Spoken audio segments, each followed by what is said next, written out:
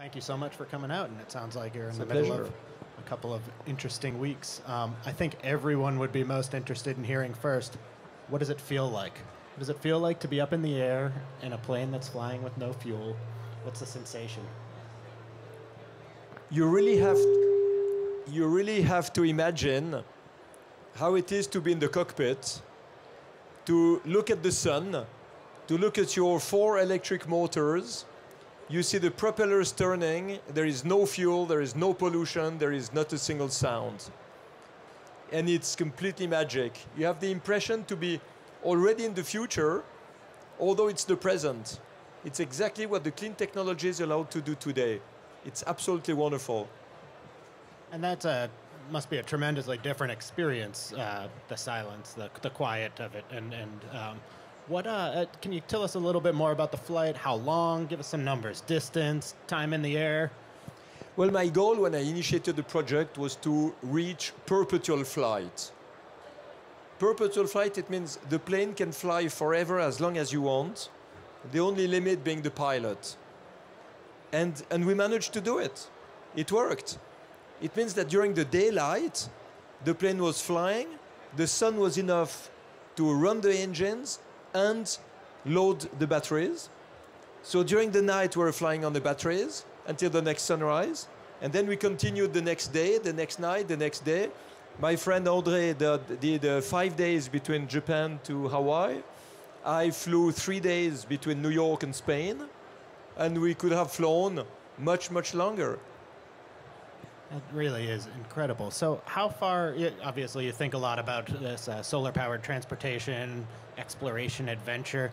Where are we? Where is the technology? How far off are we from commercial flights that may be solar-powered or renewable biofuels? When the Wright brothers made their first flight with an airplane in 1903, they were very far from having 200 passengers flying in their airplane. And it took about 30 or 40 years before it happened. And with Solar Impulse, it's a bit the same. We opened a way. It's the first time ever that an airplane could fly day and night with no fuel. But it still needs a lot of technology to be able to do it with passengers. But it does not need any additional technology to be able to use our clean solutions on the ground. Because today you can have electric cars. You can have hybrid cars. You can have LED lamps. You can have light material with carbon fiber. You can have solar cells very thin. You can have extremely light materials. You can have very efficient insulation for houses. You have the smart distribution of energy like a smart grid. We had it in the plane and you can implement it everywhere. So all this already today, if it was implemented in our daily life, would allow us to divide by 2 the CO2 emissions of the world. So you see that the limit is not the technology, the limit is the mindset of the people who have not yet understood that if you implement it in daily life, it is profitable. They still think it's a sacrifice for their mobility, for their comfort. They still think it needs subsidies. They still think it's expensive. It's wrong, completely wrong. It's profitable, it creates jobs, and it sustains growth. And at the same time, it's clean and it protects the environment. Can we hear a little bit more about the technical aspects of the plane? How much battery capacity did you have? How much solar capacity? It's fascinating that it could carry you. So in the beginning, when we were asking support to the aviation industry, they only calculated how much energy we could get with the wings, and they came to the conclusion in 5 minutes that it was not possible to do it, because they only counted the need of energy. But we took a completely other paradigm. We took the paradigm of energy efficiency. Knowing that we could not increase the collection of energy, we worked on how much we could save energy to make it possible. And this is why this airplane has a very big wingspan. It's 72 meters, 236 feet in wingspan. So it's bigger than the jumbo jet, the Boeing 747. But it is lighter than a family car. And we had 640 kilos of batteries, lithium polymer batteries, with 260 watt-hours per kilo. And it worked because our engines were 97% efficient. If you compare this to the engine of your car, the engine of your car is 27% efficient. It means that 3/4 of the fuel you put in your tank is lost because it's outdated and inefficient technology. We had 3% of loss, 97% efficient. So it's clear when you see that, it's very clear that the future of mobility is electric and not combustion. And what are some other innovations out there that you really find inspiring? Things along the same lines as the solar impulse. You know, sometimes the most efficient things are not so exciting. We needed insulation for the cockpit because there was no heating system. And we asked to Covestro, German chemical company, for an insulation foam that would meet our criteria. And they did not have it. So they put several engineers for a couple of months, and they invented a new insulation foam that we could use. And now this foam is making its way on the market to insulate refrigerators, freezers, walls of houses, directly inspired by the work we've done. Same thing with Solvay for the polymers of the batteries. We increased by 30% the capacity of the batteries. Solvay made light materials. They made the polymers to encapsulate the solar cells. And we could gain 2 hours in the day because they had microprism on the encapsulation. So when the sun was low on the horizon, it was still with diffraction, allowing the solar cell to connect energy. So you see, all these solutions, they made all together something spectacular happen. But each of them is not so spectacular, but it's so useful. And it's exactly the same today in our world. We can make very spectacular changes with technologies that are quite simple. And a lot of that must come at just the weight and mass of a lot of the equipment. When we talk about transportation, at least, you think of electric vehicles, one of the biggest constraints is the weight of the battery and the weight of moving things. So certainly your flight had a lot of advances in the weight and mass of that type of equipment. Every gram was a gram too much.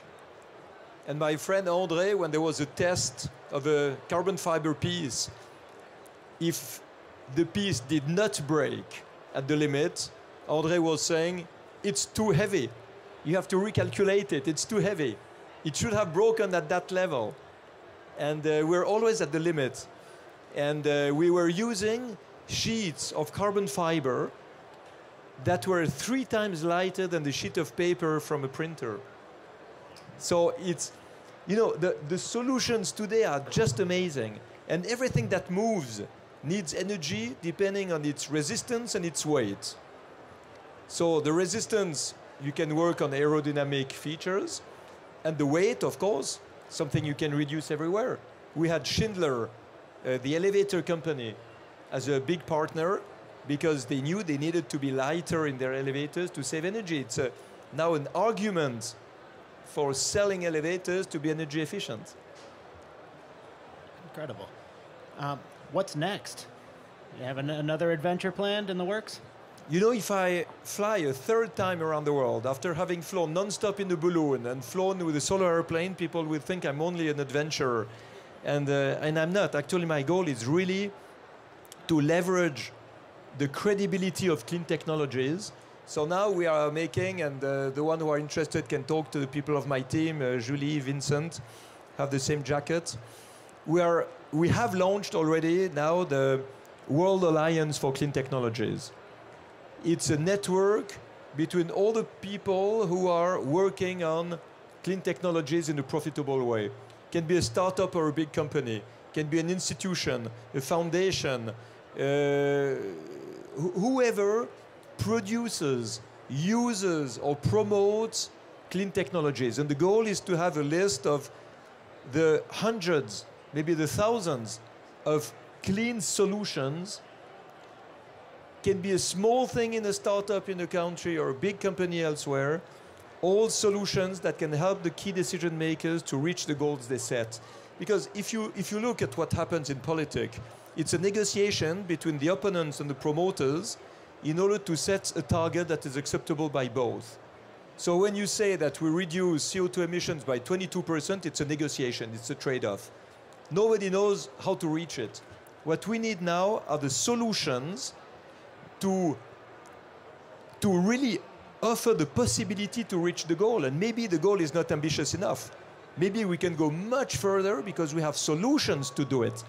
And all these solutions, they create jobs and they make profit. So it's not a question of believing in climate change or not believing in climate change. It's a question that it's profitable. And even if you don't want to be ecological, you can still be logical. So the markets and the technology can be out in front of the governments and the negotiators. And we were talking a bit before we got started here about this setting and that being at one of these COPs and how the negotiations can operate in the background, but so much of the inspiration is derived by the things going on around. And what do you get out of being here personally? You know, it's interesting to see that the negotiators are working on setting big targets for the governments. But inside the country, you don't only have governments. You have cities, you have regions, you have corporations, you have families. And at the end, even the countries who don't put high goals are countries where sometimes it's the cities who take the lead. It's the state who takes the lead.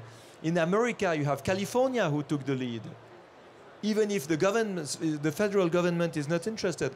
So you see how important it is to motivate every corporation, every person, every individual living in a house, that we can do much better, much cleaner, save energy bill, and succeeds to protect the environment and the climate and health also. Because we always speak of climate change, but the health issues are even more acute when you see the smog in some cities of the world. It's not climate change with a threat in 20 years. It's health problem with a threat in the day that you breathe all these particles. Well, thank you so much. I think we're running out of time here, but let's get the name of the new organization again. And everyone watching online can look up Solar Impulse to see some great photos and video of the flight. And where are people looking next again?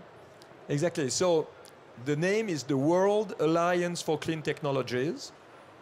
You find it on the web, but you can also short circuit all the technical names and go on solarimpulse.com. And then you will see what we do. You have pictures to download. Everything is for free. Huh? We're not making money with that. And I can even say that all the functioning, the operation of the World Alliance for Clean Technologies is funded by the partners of the Solar Impulse Foundation. So all the people who want to join, or the corporations or companies or startups who want to join, don't need to pay anything. There is no admission fee. They just sign a charter to accept the values that have to be promoted to have a better world. Because we don't want, of course, to accept companies who go completely against the values of humankind, like Monsanto or this type of companies, but the one who defends values for humankind and want to promote clean solutions, they're all, of course, welcome. Well, thank you so much. With pleasure. Thank you.